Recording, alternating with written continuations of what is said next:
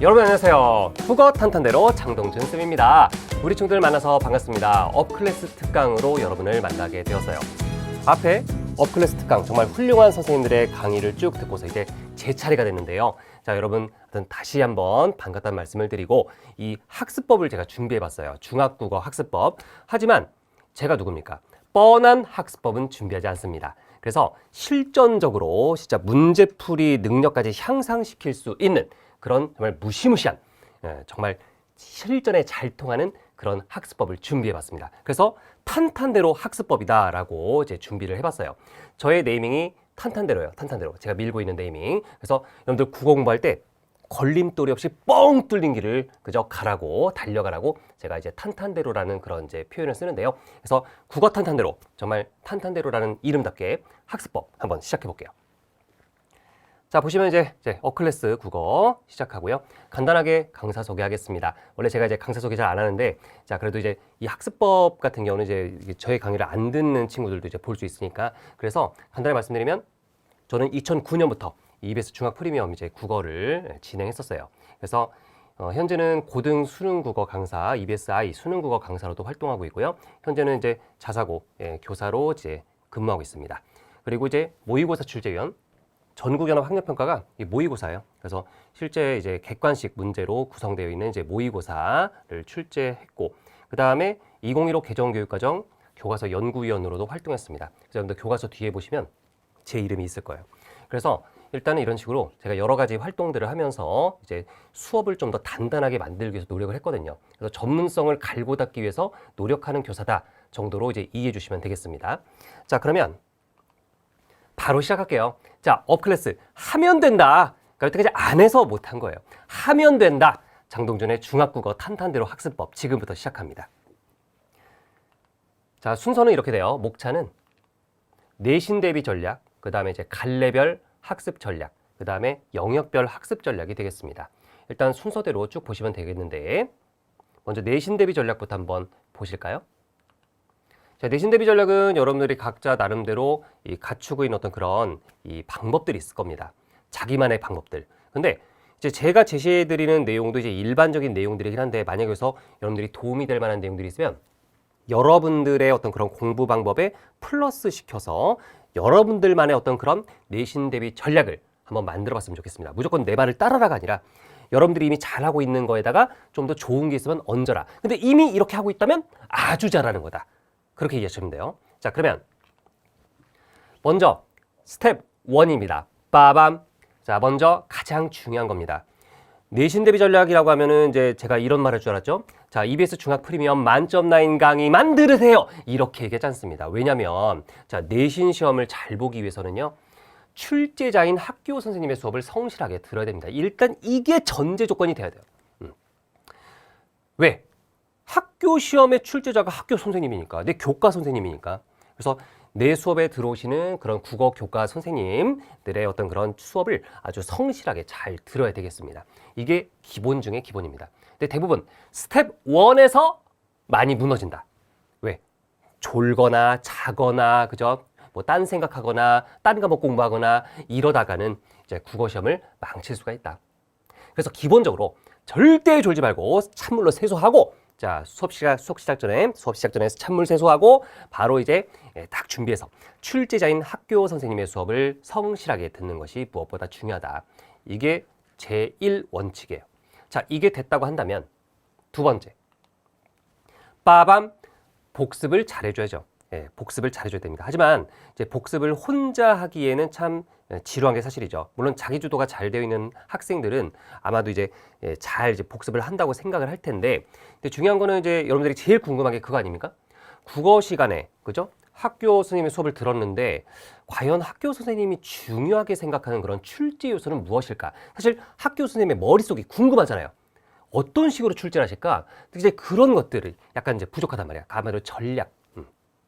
문제에 대한 어떤 그런 유형이라든지 그다음에 출제 원리라든지 이런 것들을 제대로 알아야만 우리가 이 객관식이든 서술형이든 잘 이제 우리가 문제를 풀어낼 수 있는데, 그래서 지금 스텝 2가 중요하단 말이죠. 그리고 이제 우리가 EBS 중학 프리미엄 이 강좌가 이제 무료가 됐잖아요. 그래서 더 적극적으로 활용을 하셔야 된다. 그래서 EBS 중학 프리미엄의 만점 라인 강좌를 보조적으로 활용하여 이게 메인이고 출제자인 학교 선생님 수업 듣는 게 메인이고 그 다음에 우리 EBS 중학 프리미엄의 만점 라인 강좌를 보조적으로 활용한다면 무서울 게 없다. 그래서 수업 시간에 배웠던 내용을 잘 복습해서 다진다. 개념 다지고, 그죠? 활동 내용도 다지고, 하여튼 잘 다지는 거예요. 배웠던 내용을 효과적으로 정말 복습하는 거다. 이렇게 보시면 됩니다. 되겠죠? 그 무료라서 부담도 없고. 근데 사실 일반적으로 스텝 1과 스텝 2까지만 해도 괜찮아요.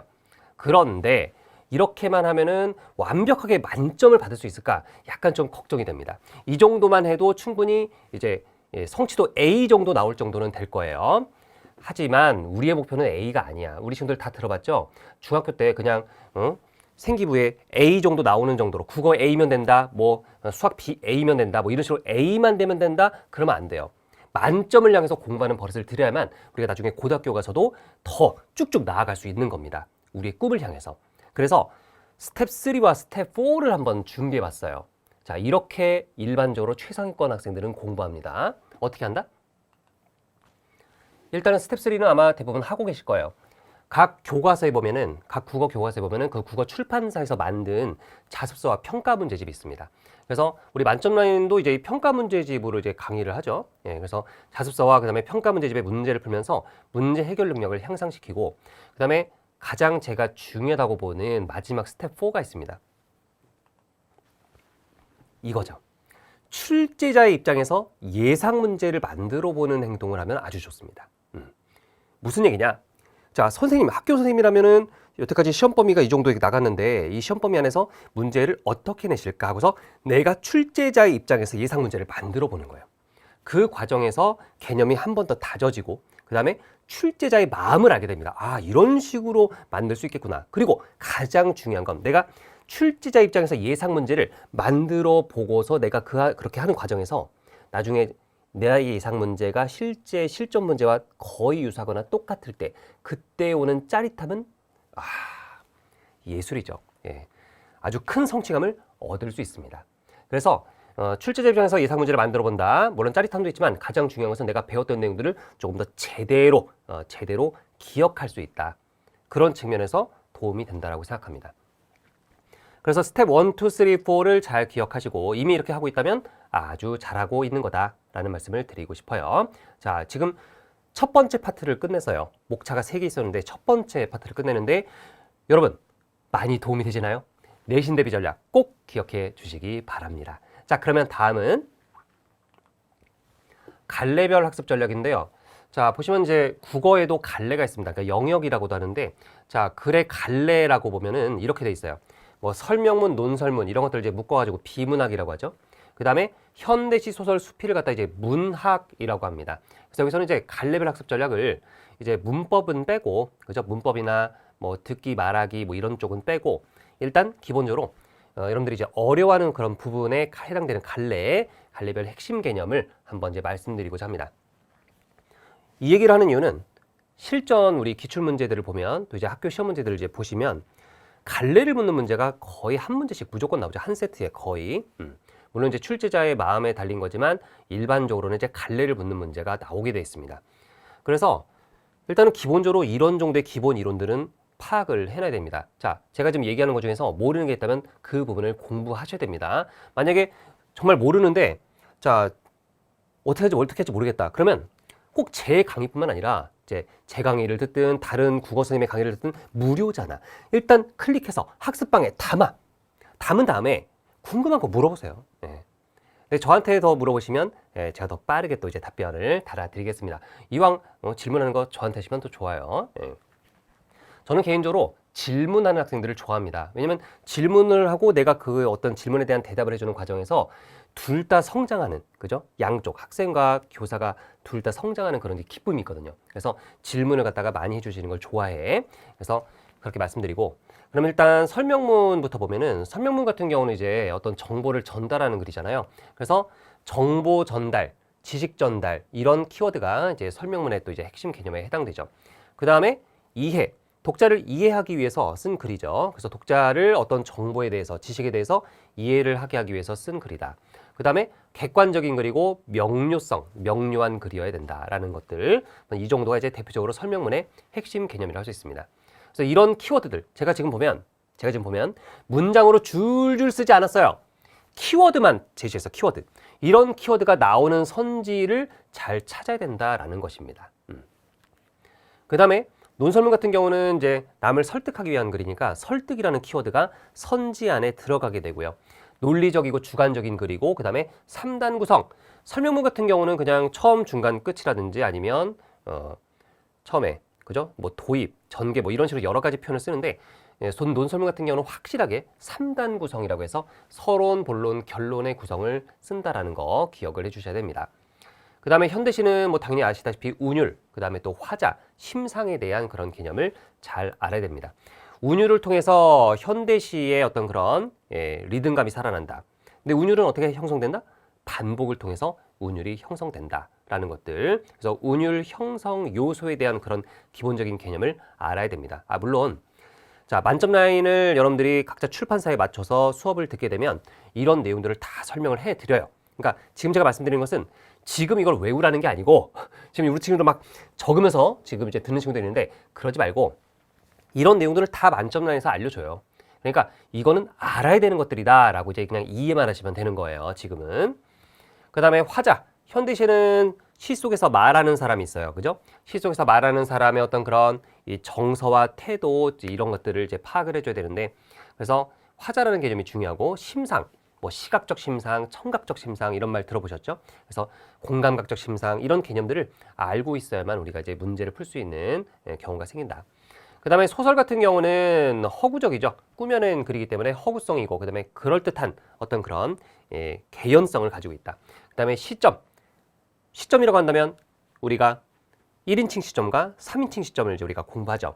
그래서 1인칭 주인공 시점, 1인칭 관찰자 시점, 또 3인칭 관찰자 시점, 그 다음에 전지적 작가 시점, 3인칭 전지적 작가 시점에 대한 특징들을 다 알고 있어야 됩니다.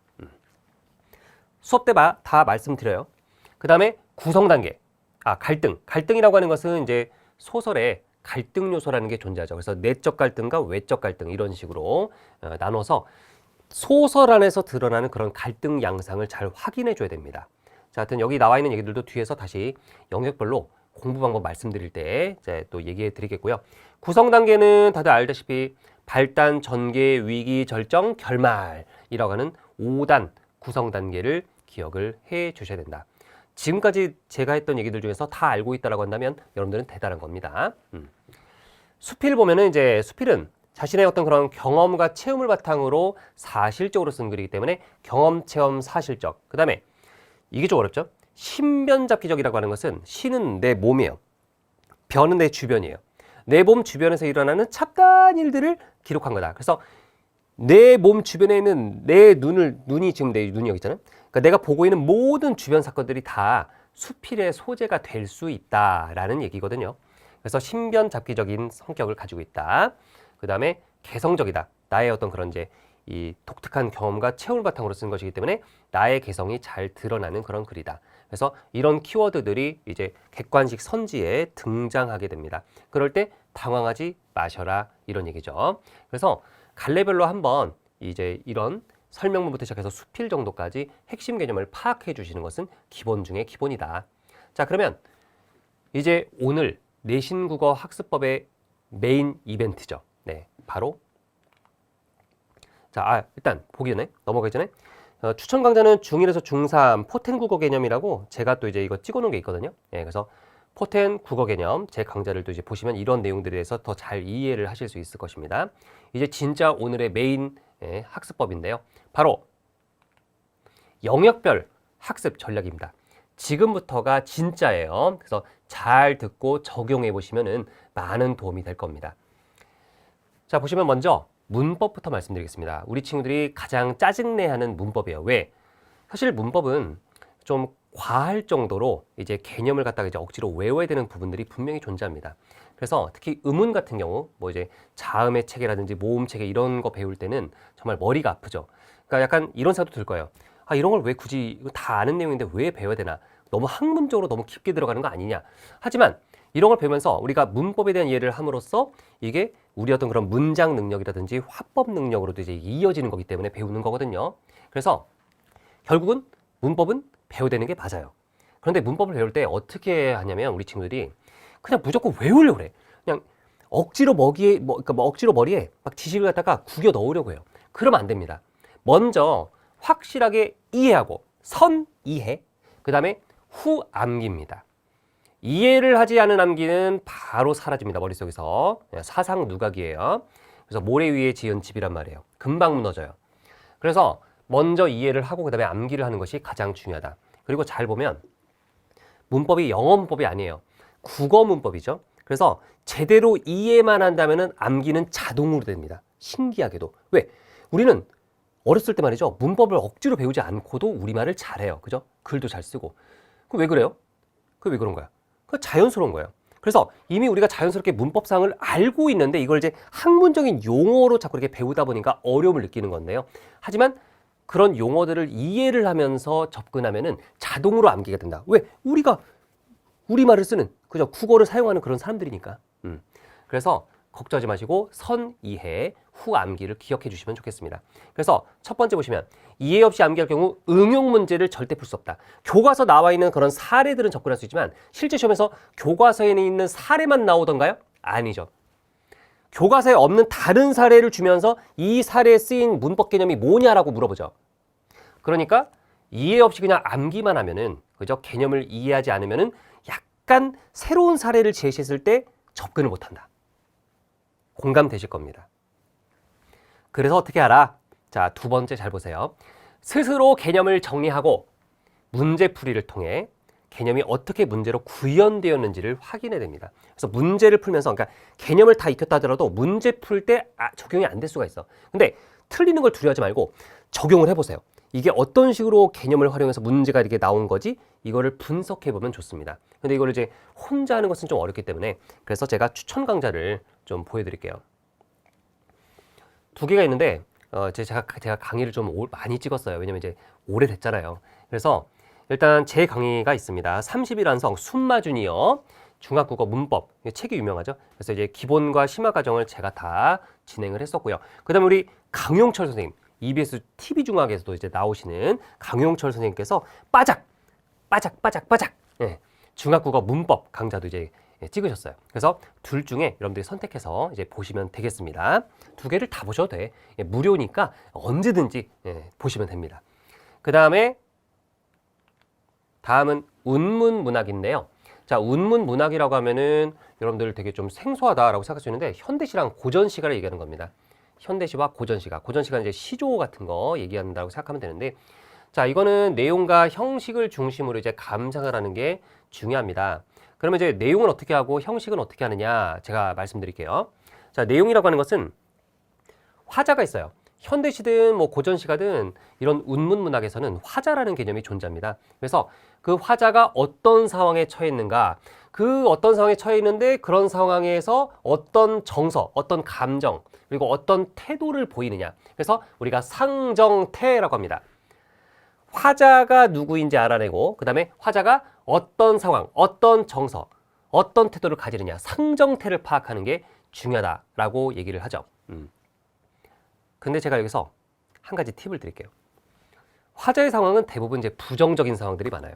화자가 처해 있는 상황이 일제강점기라든지 또는 뭐 한국전쟁, 6.25 전쟁이라든지 또는 뭐 산업화에서 이제 빈부격차 때문에 고통을 받는 빈민, 이런 식으로 뭔가 화자의 상황이 이게 부정적인 경우가 대부분입니다. 그렇지 않은 경우도 있지만 부정적 상황이 많아요.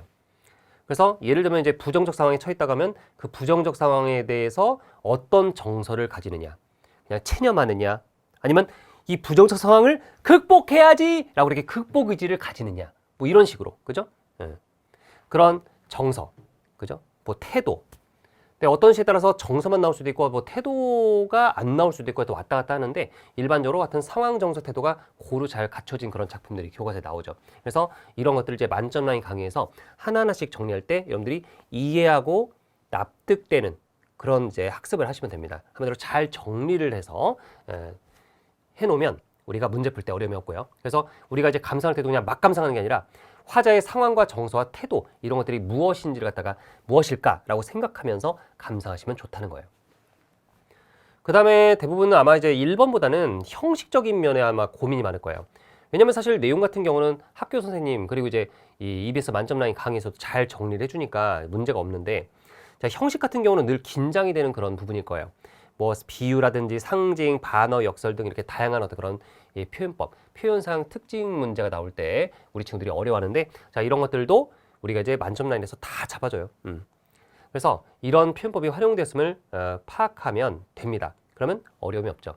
그런데 여기서 우리 친구들이 보면은 그냥 단순히 그냥 내신만 공부하는 친구들보다는 이 국어의 어떤 그런 이제 특강 이런 것들을 많이 듣는 그런 친구들이 많더라고요. 그래서 이런 부분에 대해서 내가 좀 더 확실하게 심화 공부를 하고 싶다 그런 친구들이 있다면, 자, 이런 강좌를 좀 들어봤으면 좋겠습니다. 먼저 현대시는 뭐 조은영 선생님이죠. 그래서 시시콜콜한 이야기라고 해서 되게 재밌는 네이밍이죠. 그래서 현대시 특강을 또 이제 준비하셨어요. 조은영 선생님 현재 시인이기도 하고 정말 강의를 잘하시는 분이죠. 그 다음에 제가 또 나왔어요. 제가 예전에 이제 중학생 필독 현대문학이라고 해서 현대문학 쪽을 제가 또 이제 중학생이 반드시 알아야 할 그런 작품들로 쭉 이제 구성을 해서 이제 현대문학을 이런 것들, 내용과 형식 같은 걸 갖다가 좀 이제 설명을 자주 이렇게 잘 했고요. 그 다음에 비슷한 형식으로 김정민 선생님께서 중학생 필독 고전문학을 또 이제 준비를 해주셨어요. 그래서 이렇게 여러분들이 시간 날 때 이런 강좌들을 들으면서 이 운문문학의 현대시와 고전시가의 내용과 형식에 대한 이해를 잘 해주시면은 앞으로 교과서에 나오는 모든 작품들 걱정이 안 될 겁니다. 네. 그래서 이런 내용들을 들으면서 좀 더 체계적인 어떤 그런 문학 개념을 갖추셨으면 좋겠고요. 자, 그 다음에는 산문문학이에요. 산문문학 같은 경우는 이제 소설, 희곡, 시나리오 이런 것들이 있습니다. 그래서 이런 경우는 아주 간단합니다. 인물을 중심으로 장면을 파악하면 됩니다. 인물을 중심으로. 이게 가장 중요한 거예요. 인물. 우리가 어디에 포커스를 맞추느냐? 인물. 그래서 인물을 중심으로 우리가 보는 장면들을 파악하면 됩니다. 자, 일반적으로 소설과 희곡과 시나리오 같은 경우는 전체가 다 나오잖아요. 중간에 중략이 되어 있습니다. 물론 짧은 거는 다 나올 수 있지만 대부분은 중간에 생략이 된 부분이 많아요. 그래서 우리가 어떤 특정 장면을 갖다가 잘 파악하는 게 중요합니다. 장면. 우리에게 주어진 장면. 그러면 그 장면을 어떻게 파악하느냐? 인물을 중심으로 파악하는 거죠. 그러면 선생님, 어떻게 인물을 중심으로 장면을 파악하는 게 어떻게 하는 거예요? 방법을 가지고 왔죠. 그래서 첫 번째는 등장인물들의 정보를 확인한 다음에 그 인물들의 관계를 파악해야 됩니다. 예를 들어서 등장인물들의 정보라는 건 다양하죠. 뭐 그 사람의 등장인물들의 가치관이라든지, 그죠? 가치관, 그 다음에 현재 처지, 상황, 뭐 직업 이런 것들을 다 등장인물들의 말과 행동을 통해서 파악을 해놓는 겁니다. 그러면 등장인물 A, 등장인물 B, 뭐 등장인물 C, A, B, C의 어떤 그런 이 정보들이 파악이 되면 자연스럽게 뭐가 잡힌다? 관계가 파악이 됩니다. 어떻게? A와 B는 적대적 관계, 갈등 관계. 또 A와 C는 우호적 관계, 뭐 이런 식으로 크게 우호 관계와 적대 관계로 나눌 수가 있고, 적대 관계인 경우에는 갈등이 벌어지는 거죠. 소설의 갈등이, 그죠? 그래서 그런 식으로 정보를 확인한 다음에 관계를 파악하게 되면은 자, 장면이 자동적으로 파악이 되게 돼 있다. 그 다음에 두 번째는 사건의 인과관계. 그러니까 어떤 사건이 일어나다면 그 사건의 원인이 무엇인지를 자꾸 이렇게 파악하는 습관을 가지면 좋아요. 읽을 때 그냥 막 읽는 게 아니라 어떤 사건이 나왔다면 이 사건의 원인이 뭘까? 한마디로 인과관계에 주목해서 읽으면 효과적이다. 그리고 갈등. 소설과 희곡과 시나리오는 갈등의 문학이에요. 그래서 이 갈등이 존재하는데 이 갈등이 왜 일어났는지 역시 갈등의 원인에 우리가 주목해 볼 필요가 있다. 그래서 갈등이 왜 일어났고 그래서 이 갈등이 어떻게 해소되는지 그 과정들을 이해를 하면서 우리가 접근해야 된다라는 겁니다.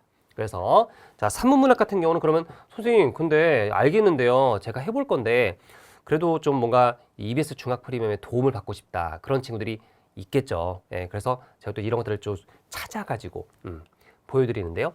자, 근데 이거는 똑같아요. 중학생 필독 현대문학, 아까 전에 중학생 필독 고전문학 이렇게 해서 이 안에 현대문학 안에 지금 다 이제 소설이라든지 뭐 희곡, 시나리오 이런 개념들이 다 있고, 그다음에 고전문학에서도 이제 고전 소설에 해당되는 부분들이 이제 있죠. 그래서 같은 강좌, 앞에서 운문문학에서 했던 같은 강좌를 참조해 주시면 된다는 거 잊지 말아 주시고요. 자, 이제 마지막으로 비문학입니다. 우리 친구들이 이제 문법 다음으로 사실은 이 비문학을 좀 어려워할 거라고 생각을 합니다. 특히 좀 설명문과 논설문 같은 경우 보면 지루하게 느끼는 그런 친구들도 있을 것이고, 제가 설명문과 논설문, 하여튼 우리가 비문학이라고 통칭해서 말씀드리면 전략 독해를 좀 해라 라는 말씀을 드리고 싶어요. 이거는 설명문과 논설문 둘 다 해당되는 얘기니까 잘 들어보시기 바랍니다. 자, 일단은 두 가지가 있습니다. 1번과 2번이 있는데 1번은 글쓴이가 활용한 내용 전개 방식에 주목하며 읽자입니다. 이거는 나중에 여러분들이 고등학교 가서 수능 비문학을 공부할 때도 똑같이 적용됩니다. 이 두 가지 원칙을 알아주시면 좋은데요. 자, 우리 친구들이 비문학을 읽을 때, 특히 설명문과 논설문 읽을 때 가장 잘못된 행동이 뭐냐면 그냥 막 읽는 겁니다. 아니면 밑줄을 치는데 아무데나 밑줄 치면서 읽는 겁니다. 그거는 전략적인 독해라고 말할 수가 없습니다. 그럼 어떻게 하면 전략적으로 독해라는 것이냐? 우리가 내용 전개 방식이라고 할 거예요. 뭐 정의, 인과, 과정, 뭐 분류, 분석 이런 것들을 배우면서 그냥 뭐 그런 게 뭐 정의는 어떤 거다, 분류는 어떤 거다, 분석은 어떤 거다, 이걸 외울 필요가 없어요. 그걸 외우는 게 중요한 게 아니라 그런 것들을 글쓴이가 설명문과 논설문을 쓸 때 잘 활용을 합니다. 그런데 중요한 건 글쓴이가 활용한 내용 전개 방식에 주목하면서 읽어야 되는 이유는 그 내용 전개 방식, 정의, 뭐 인과, 분류, 분석 그런 곳에서 뭐가 담겨 있다? 글쓴이가 전달하고자 하는 핵심 정보, 그리고 논설문 같은 경우는 핵심 견해가 담겨 있기 때문이에요. 그래서 글쓴이가 활용한 내용 전개 방식에 주목하며 읽어야 됩니다. 그래서 밑줄을 그을 때도 뭐 정의 부분, 그죠? 어떤 개념을 설명한 부분이라든지 또는 뭐 분류 부분, 그다음에 뭐 분석 부분, 그다음에 과정이 있는 부분은 단계별로 끊어서 읽고 이런 식으로 자, 내용 전개 방식에 주목하면서 읽으면 이 글을 장악할 수 있습니다. 그리고 실제로 문제풀이까지 얘기를 해본다면 내용 전개 방식에 해당되는 부분이 선지로 많이 나옵니다. 그래서 그래요. 왜냐면 내용 전개 방식에 핵심 정보가 많이 담겨 있기 때문에 그래서 이 부분을 건드릴 수밖에 없어요. 예. 문제 만들 때. 이게 바로 선생님들의 어떤 이제 공통적인 생각이에요. 그 다음에 두 번째는, 야, 이것도 정말 핵심 꿀팁인데요. 정보 간의 관계에 주목하며 읽어야 됩니다. 정보 간의 관계. 그래서 관계 독해는 정말로 중요한데요. 그래서 예를 들어서, 자, A가 증가하면 B는 감소한다. 어떤 관계입니까? 반비례 관계죠. 근데 이런 것들. 지문에서는 A가 증가할수록 B는 감소한다. 이렇게 되면 실제 선지에서는 이걸 이제 비틀어 가지고 A가 증가할수록 B도 증가한다라는 선지를 내놓고 이게 적절한지 않은지를 확인하는 그런 선지를 낸단 말이죠. 그래서 우리가 정보가 나와 있을 때 관계가 드러나는 부분이 있다면 그 부분을 갖다가 관계를 잘 체크하면서 밑줄 그런데 밑줄 긋는 거예요. 그런데 밑줄 긋고 과연 이 A와 B라고 한다면 A와 B의 관계에서 어떤 부분 한 부분을 정보를 어떻게 왜곡시켜서 틀린 선지를 제시하시지 않았을까, 이런 것들을 예측해가면서 그런 것들을 생각해가면서 독해를 하자는 거야. 이게 바로 뭐다? 전략 독해다라는 거죠. 그래서 지금 제가 딱 얘기를 하니까 느낌 왔다. 내용 전개 방식과 정보 간의 관계에 주목해서 읽으면 되는구나. 정리는 되셨을 건데 이거를 어떻게 하면 이제 그런 식으로 할 수 있을까 궁금하잖아요. 그래서 이런 흐름, 전략 독해를 하는 방법을 한번 이제 보고 싶다. 그러신 분들을 위해서 또 이제 준비해놨죠.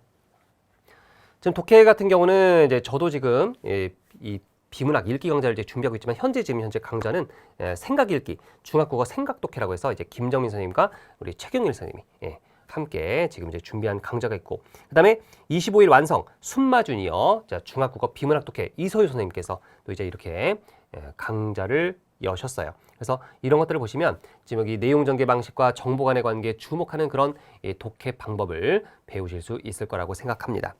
그래서 자, 이렇게 지금 제가 정말 실전적이고 핵심적인 내용만 얘기했어요. 그냥 뻔한 얘기 안 했습니다. 그렇죠? 완전히 실전적이고 효율적인 방법을, 학습법을 말씀드린 거예요. 하지만 그럼에도 불구하고 만약에 지금 제가 하는 얘기를 딱 한 번에 알아들은 친구들은 전율이 돋으면서 이제 제대로 알았다라고 이제 생각이 들 건데, 만약에 약간의 그 궁금한 부분들이 있을 거란 말이죠. 그런 부분들이 있다면 언제든지 그죠? 제 강좌 아무 강좌나 들어와 가지고 일단 Q&A 남기시면 제가 또 이제 업클래스 특강 보고 제가 궁금한 게 있는데 이러이러한 걸 알려주세요라고 하면 제가 또 성심성의껏 답변 드려요. 그래서 언제든지 질문해 주시기 바랍니다. 네, 자 마지막입니다. 자 제가 이제 목차 3개를 다 끝내고 이제 업클래스 특강을 마무리할 건데요. 끝까지 잘 들어준 우리 친구들 감사드리고요. 자, 여러분들 앞으로 꽃길만 걸으시길 바랄게요. 제가 늘 강좌 끝날 때 이런 말을 던지거든요. 최후의 승자는 바로 여러분이다. 이런 말을 이제 말씀을 드려요. 왜 그러냐면 지금 당장은 승자가 아니어도 이제 열심히 노력하면 원래 공부라는 게 그렇습니다. 열심히 내가 노력을 하고 그러니까 인풋을 열심히 하면 열심히 내가 이제 시간과 노력을 투여하면 그만큼의 결과가 나오는 것이 공부예요. 그래서 당장은 아니지만 여러분들이 열심히만 제가 말한 대로 따라오시면 최후의 승자가 될 수 있다라고 하는 것을 그래서 최후의 승자는 여러 가지 의미가 있어요. 여러분들이 원하는 어떤 목표를 이뤘을 때 그게 최후의 승자가 되는 거죠. 그래서 이 제가 담당하는 국어 과목이 여러분들이 최후의 승자가 되기 위한 어떤 그런 이제 중간 과정, 그죠? 도움이 되는 그런 요소가 될 거란 말이죠. 그래서 여러분들이 최후의 승자가 되는 그날까지 제가 응원하는 마음으로 강좌 끝날 때 늘 말씀드리는 거예요. 그래서 저는 꼭 최후의 승자가 되길 바라고요. 자, 앞으로 업클래스 특강을 통해서 이제 국어 실력이 향상되는 여러분의 모습 기대해 보겠습니다. 자, 그러면 마무리하고 마칠게요. 최후의 승자는 바로 여러분입니다.